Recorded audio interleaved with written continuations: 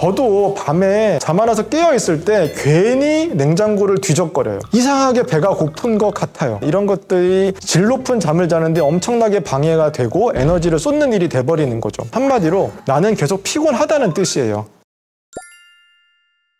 안녕하세요. 15년간 10,000분 이상의 수면 환자를 전문으로 보고 있는 현도진 원장입니다. 여러분은 혹시 잠드는 데까지 얼마나 걸리시는 것 같으세요? 최근 몇 년 전에 고대병원에서 잠이 드는 데까지 걸리는 시간과 암으로 인한 사망률과의 관계를 연구한 적이 있었어요. 30분 이상 걸리는 사람들 같은 경우는 다른 사람들에 비해서 274%, 꽤 많은 비율이죠. 그 정도로 암 사망률이 높았었고, 그리고 15분 이내로 걸리는 사람들도 뜻밖에도 50% 이상 높은 그런 상관관계를 보였어요. 그러니까 암 사망률이 그 환자분들 쪽 상담을 하다 보면 남자분들 특히 이런 얘기 많이 하시는데, 나는 머리만 대면 잠을 자요라는 얘기 꽤 많이 하세요. 나는 베개에 머리만 대면 자는데요, 나 이런 데 올 사람 아닌데요, 이런 식으로 얘기 많이 하시는데, 실제로는 그것도 굉장히 내가 많은 무서운 병을 가지고 있는 사람이다라는 것을 암시하는 열쇠가 되기도 해요. 그래서 오늘은 잠이 드는 데까지 오래 걸리는 것과 또 너무 빨리 잠이 들어버리는 것과의 관계에서 이런 것들이 어떻게 건강에 영향을 미칠 수 있는지를 얘기를 좀 해드릴게요. 그래서 우리가 잠을 잘 자야 되는 이유는, 가장 중요한 기능은 우리 체력을 회복하는 데 있어요. 기본적으로 근육이라든지 뼈라든지 이런 걸 하루 동안 쭉 사용하고 나면 거기에서 사용되고 나서 여러 가지 노폐물이 쌓일 수도 있고 부산물들이 형성될 수도 있고, 그런 것들을 회복해주는 기능이 중요하게 있고요. 대사 관련된 것들도 중요해서 수면이 충분하지 않을 경우에는 대사장애 발병률도 굉장히 높아요. 그리고 뇌 기능과 관련된 것들이 있어요. 하루 종일 뇌를 활성화시켜서 쓰고 나면 여러 가지 부산물이나 노폐물이 쌓이게 되는데, 그게 또 잠자면서 그 노폐물을 제거하는 기능이 강화되거든요. 근데 그런 게 또 부족하면 인지기능 장애라든지 치매와의 연관성도 가능하고요.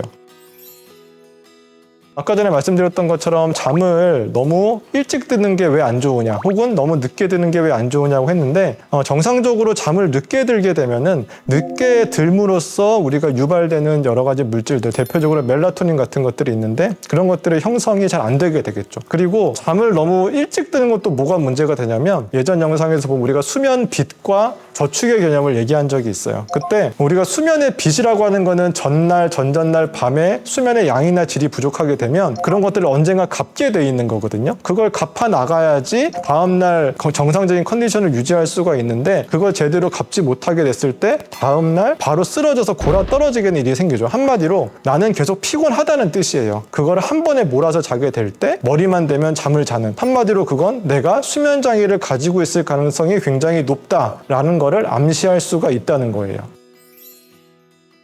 오랫동안 환자분들 많이 보면서 공통적으로 좀 발견한 특징들이 있어요. 첫 번째 같은 경우는 다들 경험이 굉장히 많으실 거예요. 내가 잠이 안 오고 그 잠을 기다리는 시간이 지루하니까 핸드폰을 많이 쳐다보는 일이 생겨요. 근데 핸드폰은 대표적으로 불면을 유발하는 전자기기가 되죠. 블루라이트라고 하는 강한 빛이 내 눈으로 들어가게 되고, 그런 것들이 결국은 뇌에서는 잠을 자려고 노력하는 사람이 아닌 아침에 깨어나려고 하는 사람 같은 착각을 불러일으키게 되는 거예요. 그래서 결국은 멜라토닌 유도도 잘 안 되게 되고 깊은 수면에 가는 걸 방해하는 일이 생기는 거죠. 결국은 우리가 불면증 치료에 있어서 가장 중요한 항목이 뭐냐면, 내가 잠자는 공간은 잠자는 용도로만 쓴다는 게 가장 중요한 원칙이에요. 그래서 잠자는 공간을 독서하는 공간으로 써도 좋지 않고, 핸드폰을 보는 공간으로 혹은 영화를 보는 공간으로 쓰는 것도 바람직하지 않아요. 세상에는 너무 당연하게 이루어지는 것들도 있지만 그걸로 고생을 하고 계시는 분들한테는 당연하지 않다는 거예요. 그러니까는 아무 문제 없이 편하게 잠자는 사람들, 잠들 수 있는 사람들을 대상으로 지금 얘기하는 건 아니잖아요. 한 번이라도 그 고생을 해본 사람들은 이러이러한 노력을 해주셨으면 좋겠다라고 얘기를 드리는 거니까, 그런 세팅이나 그런 노력들은 굉장히 유의미할 거라고 생각이 들어요.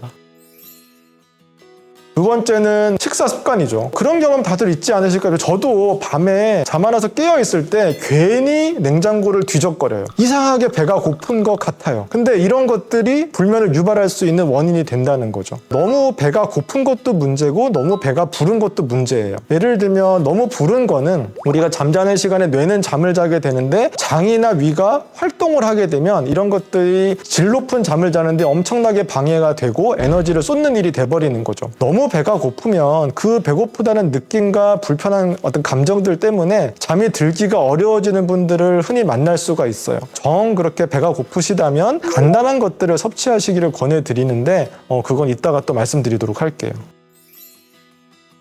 수면 장애는 잠이 들기 어려운 문제와 유지하기 어려운 문제로 나눌 수가 있는데요. 잠이 들기 어려운 대표적인 질환으로는 갱년기 여성분들 불편한 어떤 화끈거리는 느낌이라든지 약간 우울한 감정들, 하지 불안 증후군처럼 다리가 왠지 불편해서 잠을 잘 못 이루는 분들도 있을 수 있고요. 그리고 유지하기 어려운 것들은 왜 문제가 되냐면 어렵게 잠이 선잠자듯이 들었는데 바로 깨우는 원인이 돼요. 대표적인 질환이 코골이 수면무호흡 질환 같은 것들이 있어요. 그거는 힘들게 잠이 들었는데 바로 코 골면서 컥 하면서 깨는 사람들을 주변에서 볼 수 있는데 컥 할 때 컥으로 끝나는 게 아니에요. 그때마다 내 뇌는 각성이란 걸 하게 돼요. 한마디로 깬다는 거예요. 그런 질병이 의심되면 어떤 검사를 받아야 돼요? 대표적인 검사는 수면 다원 검사라고 하는 거예요. 수면 다원 검사는 모든 수면 장애의 표준 검사라고 할 수 있고요. 대표적으로는 뇌파부터 해서 안구의 움직임, 호흡의 활동 등을 쭉 체크를 해서 우리가 수면 시에 일어날 수 있는 모든 문제들을 체크하고 진단을 하는데 가장 중추적인 역할을 하는 검사예요. 근데 내가 수면 무호흡 환자인지 혼자 사는 사람들은 그게 알기 쉽지 않잖아요. 알기 어렵죠. 근데 혼자 사는 사람만 어려운 게 아니라 같이 사는 사람들도 어려워해요. 왜냐하면 조용하게 자는 것과 숨을 안 쉬어서 조용한 것과 구분하기가 어려워요. 숨을 안 쉬어도 조용할 거고, 그리고 실제로 숨을 잘 쉬고 새근새근 자도 그렇게 시끄럽지가 않은 거죠. 그 둘을 구분하기가 어렵거든요. 오히려 환자분들은 드르렁드르렁 코를 골면은 그게 안 좋다라고 생각해서 병원에 많이 찾으시는데, 실제로 수면 무호흡 환자가 숨 안 쉬고 조용히 있으면